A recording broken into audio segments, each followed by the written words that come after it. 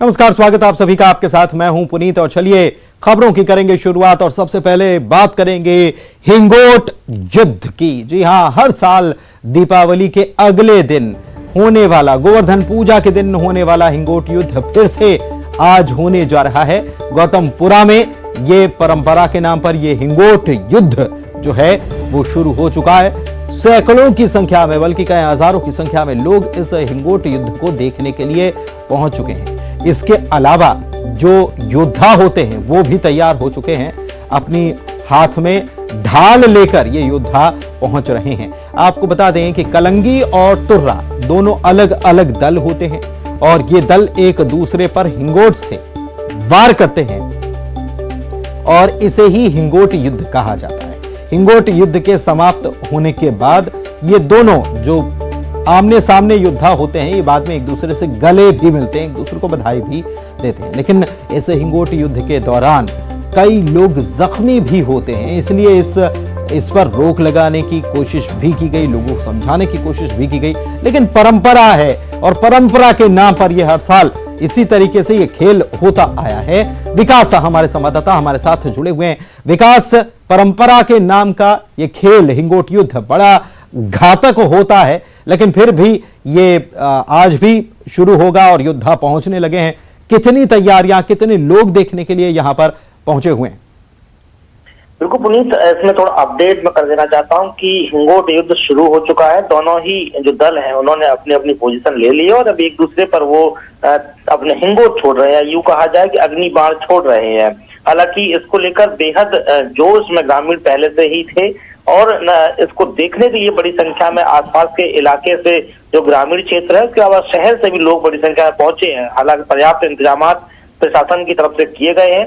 सुरक्षा के लिहाज से बंदोबस्त किए गए हैं कि किसी प्रकार की कोई हानि ना हो, किसी को चोट ना पहुंचे, क्योंकि जब अग्निबाण हिंगोट छोड़े जाते हैं तो ये कहीं भी किसी भी दिशा में जा सकते हैं। इस लिहाज से पर्याप्त दूरी बनाई गई है कि इतनी दूरी दर्शकों के बीच रखी जाए कि हिंगोट उन तक ना पहुंचे। फिलहाल दोनों ही दल अपनी अपनी पोजीशन लेकर एक दूसरे पर हमला कर रहे हैं, लेकिन इसे परंपरा से जोड़कर देखा जाता रहा है कि, और जानकारी है कि करीब ये 1 सैकड़ा से अधिक साल पुरानी परंपरा बताई जा रही है। हालांकि इसका अब तक कोई पुष्टि नहीं हुई कि किस प्रकार से ये परंपरा उत्पन्न हुई, लेकिन जानकारी ये आती है कि कुछ लोग बताते हैं जब मुगल काल था उस दौरान अपने अभ्यास के लिए कुछ लोगों को निशाना लगाने के लिए इस तरह के अभ्यास कराए जाते थे और उसी के वक्त से ही ये परंपरा के तौर पर शुरू हो गया।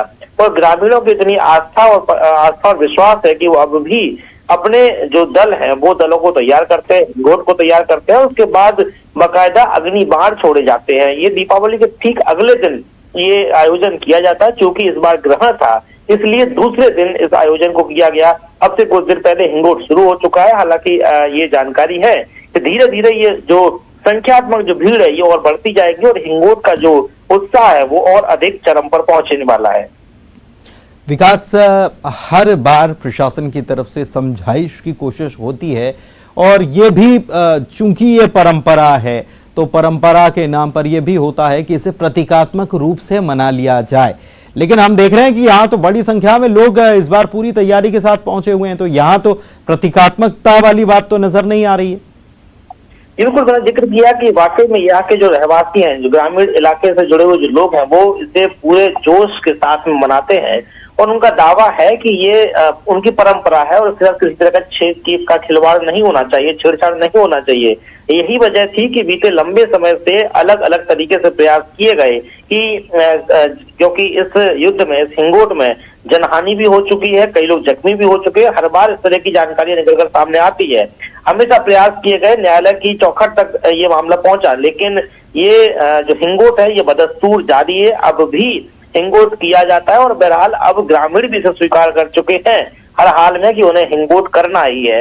लेकिन अब तक ये जरूर देखा गया है पुनीत कि जितने भी प्रयास किए गए वो कहीं ना कहीं विफल ही साबित हुए। ग्रामीण खुद नहीं चाहते कि इस हिंगोट को खत्म किया जाए या बंद किया जाए। प्रतीकात्मक तो दूर की बात है, क्योंकि ग्रामीण खुद ही हिंगोट को तैयार करते हैं और हर बार वो बड़ी संख्या में हिंगोट तैयार करते हैं कि ज्यादा से ज्यादा एक दूसरे पर अग्नि बाण छोड़े जा सके।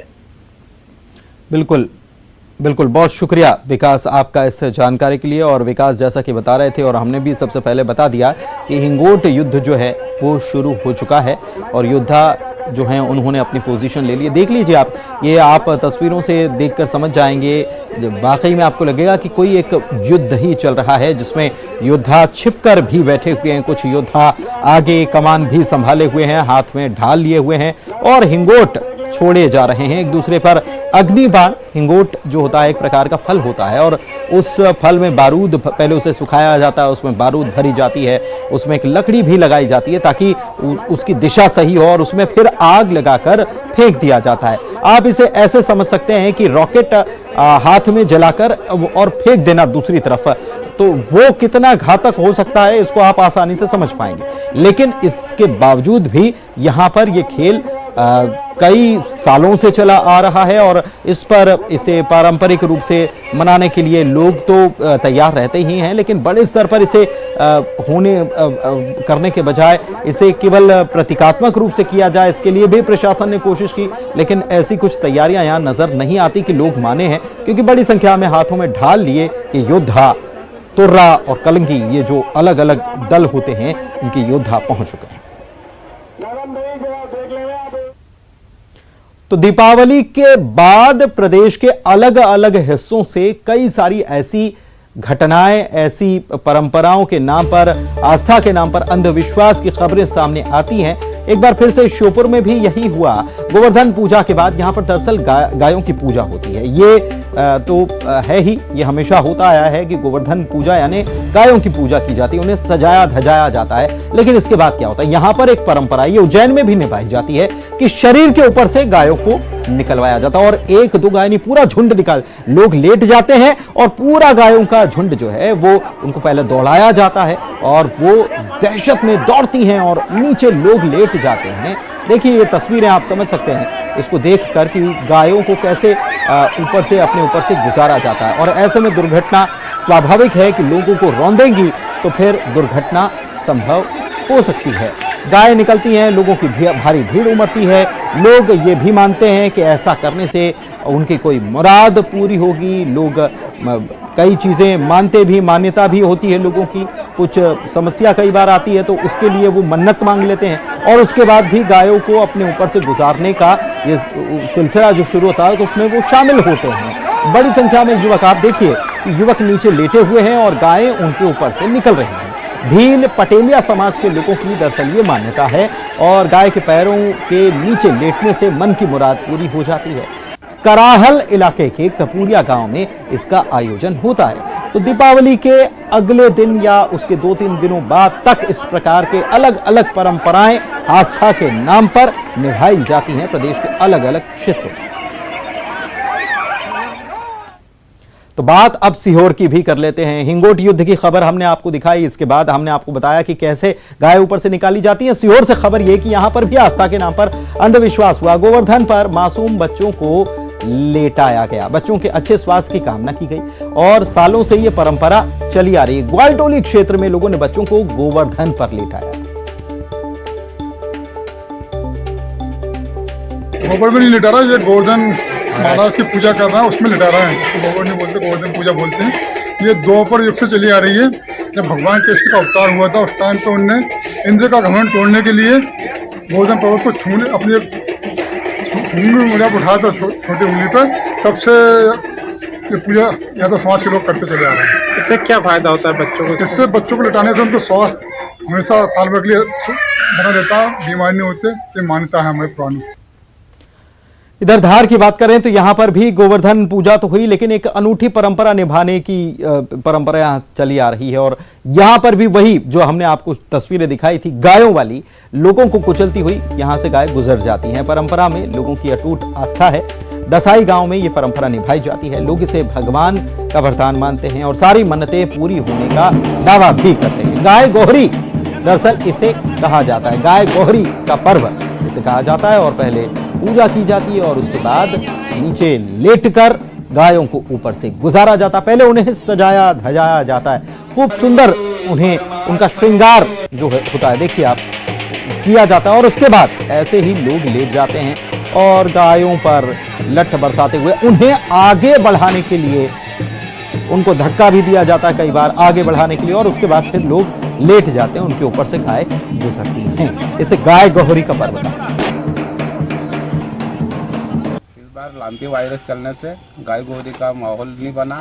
मात्र एक ही कीड़ी को लाके, छोटी बच्ची को लाके ना हमने हमारा धर्म निभाया। कितने सालों से ये गाय गोरी का पर्व मनाया जा रहा है? परंपरागत से चल रहा है ये। तो लंपी वायरस की वजह से यहां पर केवल एक कीड़ी यानी कि बछिया जो है उसी को लाया गया, वरना गायों का पूरा झुंड होता है। बढ़ते आगे भिंड से बड़ी खबर, किसान की गोली मारकर यहां पर हत्या कर दी गई। खेत पर 6 लोगों ने घेर कर किसान पर हमला किया है।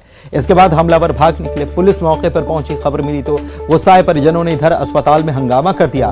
बता दें कि जमीन खरीदी और बाकी पैसों को लेकर यह विवाद बताया जा रहा है। जिला अस्पताल में भी तनाव का माहौल बन गया था।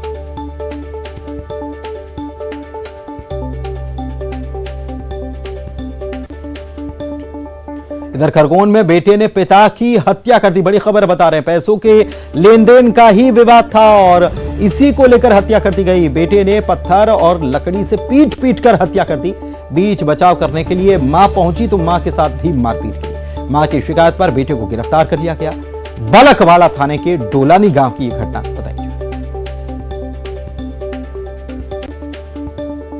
वहीं रतलाम से बड़ी खबर यह कि कुएं में डूबने से बच्चे की मौत हो गई। जावरा के भीमा खेड़ी की यह घटना है। कुएं पर नहाने के लिए 2 बच्चे गए थे। अब सर्चिंग जारी है। कुएं में 70 से 80 फीट पानी है। नहाने के दौरान यह हादसा हुआ। औद्योगिक थाना क्षेत्र के जावरा क्षेत्र की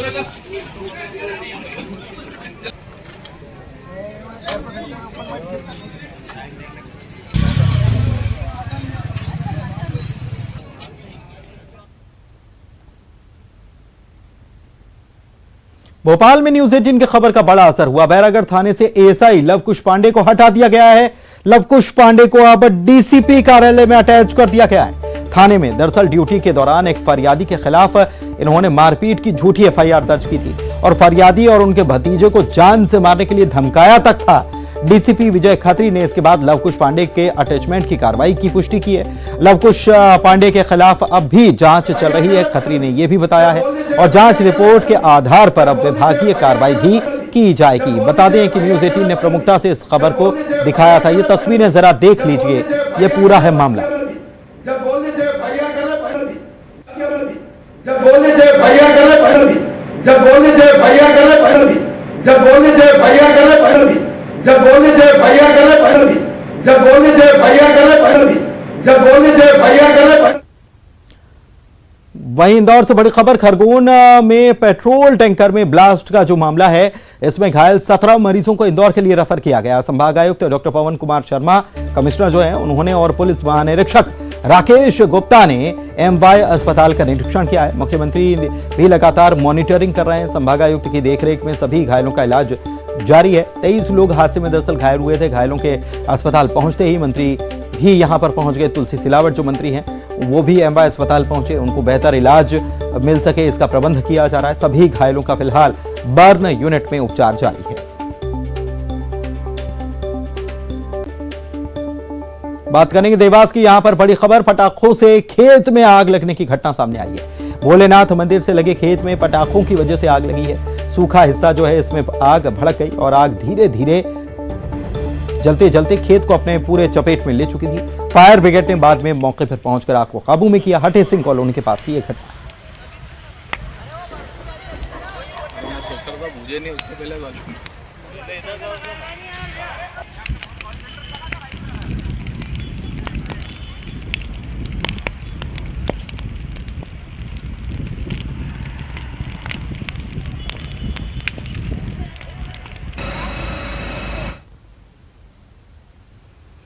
ग्वालियर से खबर, पूर्व मंत्री इमरती देवी ने विवादित बयान दिया है और इनका यह विवादित वीडियो भी सामने आ गया है। सरकारी जमीन पर एक तरफ आपको बता दें कि सरकारी जमीन पर कब्जा हटाने के लिए कार्रवाई की जा रही है और मुख्यमंत्री बड़े सख्त हैं इस पूरे मामले को लेकर, लेकिन दूसरी तरफ यह विवादित वीडियो जो है ये क्या बता रहा है? सरकारी जमीन पर कब्जा करने के लिए उकसाने का आरोप लगा है इमरती देवी पर, जो बीजेपी नेत्री हैं, मंत्री भी ये रह चुकी हैं। इन पर आरोप है कि ये सरकारी जमीन पर कब्जा करने के लिए लोगों को उकसा रही हैं। वीडियो में लोगों को कब्जा करने के लिए उकसाती वो नजर भी आ रही हैं इमरती देवी। सहराई में मैंने खुद जमीन को घेर लिया है, ये इमरती देवी कह रही हैं, हम नहीं कह रहे हैं। और बिलगुआ में खाली जमीन थी, वो जमीन अब अपनी है, ये भी इमरती देवी कह रही हैं। पुलिस की गाड़ियों से डरना मत, लोगों को यह भी समझा रही हैं और कह रही हैं कि इनकी एक मुट्ठी है तो अपनी कई मुट्ठियां हैं। 96 गांवों की पंचायत के दौरान ये मंच से इमरती देवी बोल रही थी, मतलब 96 गांव के लोग इसमें जुटे हुए थे और इस दौरान वो क्या बता रही हैं, क्या समझा रही हैं, देखिए। इमरती देवी मध्य प्रदेश लघु निगम की अध्यक्ष भी हैं फिलहाल। पहले आप सुन लीजिए इमरती देवी को। लेकिन जब जमीन हमारे सभी समाज के भाई, ज्यादा समाज के भाई इकट्ठे होकर वहाँ पहुँचे तो उसको काला ला करके वहाँ से भागना पड़ा था और बाबा साहब की मूर्ति वहाँ लगी थी। रातों रात में बाउंड्री बनी थी और बाबा साहब की मूर्ति भी लगी थी कौन सिमरिया टेकरी पे। तो आज भी वहाँ मूर्ति लगी है, बनी है, सामुदायिक भवन बने हैं। हमारे समाज के लोगों के सगाई ब्याह फलदान वहाँ चढ़ते हैं। शहराई में भी यहाँ कोई शहराई का होगा या नहीं होगा, मैंने भी वहाँ भी बहुत अच्छी जमीन मैंने खुद अपने खड़े होकर उसको घेरी है। उसमें बाबा साहब का पार्क है बहुत बड़ा, वो मैंने मूर्ति लगवाई थी अपने खुद के पैसों से और वहाँ 41 लाख का मैंने भवन भी बनवाया है। तो ऐसे कार्यक्रम वहाँ भी चल रहे हैं। बिशप पीसी सिंह मामले में क्रिश्चियन मिशनरी को हाई कोर्ट से बड़ा झटका लगा है। हाई कोर्ट ने लीज नवीनीकरण निरस्त करने के खिलाफ दायर याचिका को निरस्त कर दिया है। कोर्ट का कहना है कि यह याचिका सुनने लायक है ही नहीं। अब याचिकाकर्ता के पास लीज निरस्तीकरण के खिलाफ अपील का मौका खुला हुआ है। दरअसल नेपियर टाउन में क्रिश्चियन मिशनरी ने करोड़ों रुपए की जमीन पर कब्जा कर रखा था। जिला प्रशासन ने इसकी लीज निरस्त कर दी और इसी के खिलाफ यह याचिका दायर की गई।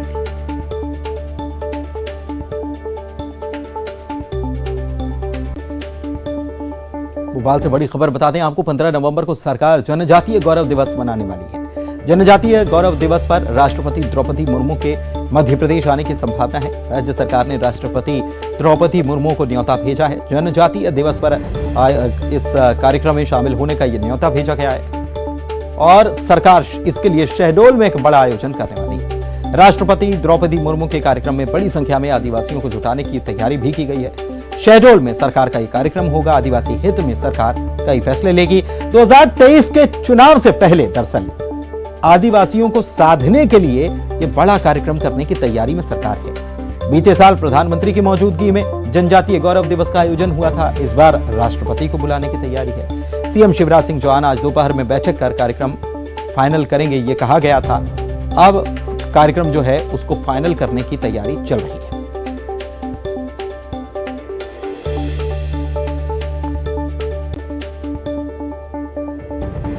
रायपुर से बड़ी खबर, गौरा गौरी पर्व का विसर्जन है और इस दौरान जानलेवा हमला कर दिया गया। पुरानी रंजिश में यह हमला हुआ है। अमलीडीह और श्यामनगर के युवकों के बीच विवाद हुआ था और इसके बाद यह हमला कर दिया गया। तलवार, चाकू, रॉड, डंडों से यानी पूरी तरह से लैस होकर यह हमला किया गया। 4 लोग घायल हुए, 2 की हालत गंभीर है। 11 लोगों के खिलाफ मामला दर्ज किया गया और हत्या की कोशिश और बलवा की धाराओं में मामला दर्ज किया गया। पुलिस ने 8 आरोपियों को गिरफ्तार कर लिया है। तेली बांधा थाना क्षेत्र का यह मामला है।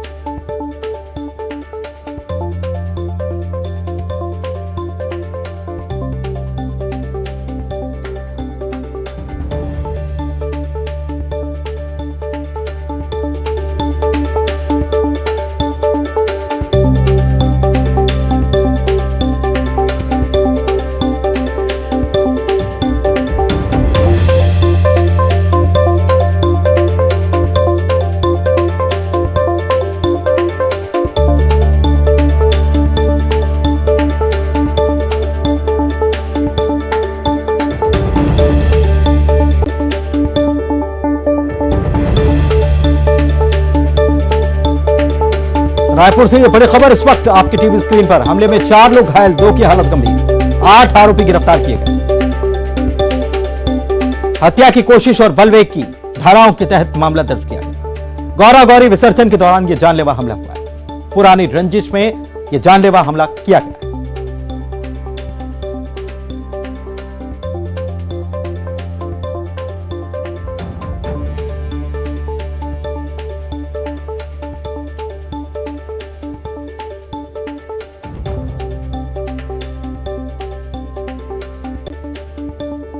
टेली बांदा थाना क्षेत्र का यह पूरा मामला है। तस्वीरें आपके स्क्रीन पर आप देख पा रहे हैं। ये आरोपी हैं जिनको पुलिस ने गिरफ्तार कर लिया है। 8 आरोपी हैं। पूरी तैयारी से इन्होंने हमले की वारदात को अंजाम दिया। हत्या करने की कोशिश थी। 4 लोग घायल हैं, 2 की हालत गंभीर है। तलवार, चाकू, रॉड, डंडों से मिलकर हमला किया गया। श्यामनगर और अमलीडीह के युवकों के बीच विवाद हुआ था।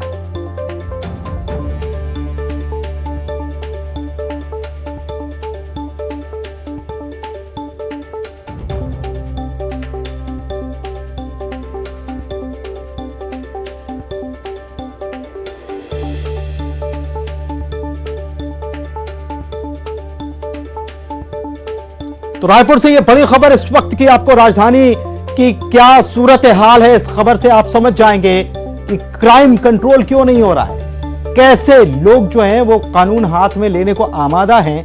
इस बात से समझ जाइए, कहीं चाकूबाजी की घटनाएं हो जाती हैं, कहीं लूट हो जाती है, कहीं सराफा व्यापारी पर हमला हो जाता है।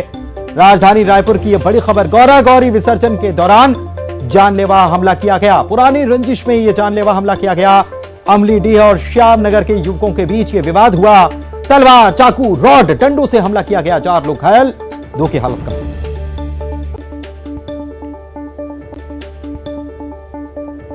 सारंगगढ़ से खबर है, मधुमक्खियों ने लोगों पर हमला कर दिया। कोसेर के पास पानी की टंकी पर मधुमक्खियों का छत्ता है और हर दूसरे दिन यहां पर मधुमक्खियों का हमला होता है। मधुमक्खियों के हमले से लोगों में दहशत है। मुख्य मार्ग पर यह पानी की टंकी बनी हुई है। यही वो पानी की टंकी है जहां है मधुमक्खियों का डेरा और हर दूसरे दिन मधुमक्खियां कर देती हैं लोगों पर हमला।